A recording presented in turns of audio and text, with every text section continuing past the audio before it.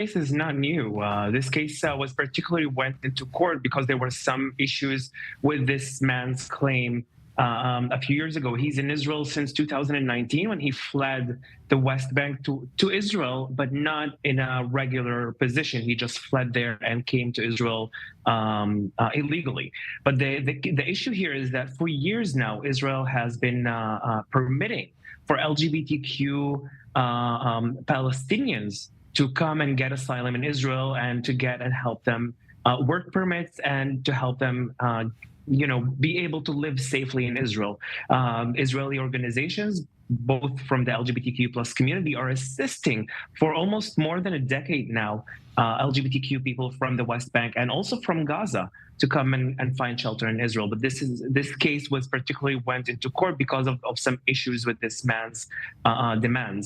And that was something that is not only groundbreaking, but this is something that also shows how the Israeli court works. I've been doing a lot of public diplomacy, and I've published this story on my feed yesterday, and I've received numerous amounts of messages, because of the war that is going between Israel and Hamas in Gaza, that now Israel is using this case in order to kind of, use it to assist it in its war against public opinion in the world. But that's not how the Israeli court works. At the end of the day, the Israeli courts really decides on a humanitarian basis, and this man's life is in danger because of persecution in the West Bank by his family, and thus he was granted asylum in Israel.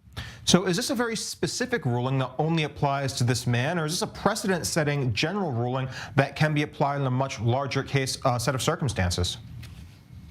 Yeah, well, like I mentioned before, this case is not new because it already happened numerous of times. There's hundreds and even thousands of Palestinians from the LGBTQ plus community that fled the West Bank or Gaza and found shelter in Israel. But I do believe that this case will set up much more easier ways towards LGBTQ plus people from the West Bank or Gaza. And this is something that, in my opinion, is super important because these people are being persecuted because of who they are. And Israel, as we know, is a haven for LGBTQ plus people in the Middle East. And this is something that I believe that as a queer man myself, I believe that this is something that should be assisted, and we should do help like we did till now and continue helping LGBTQ queer people come to Israel.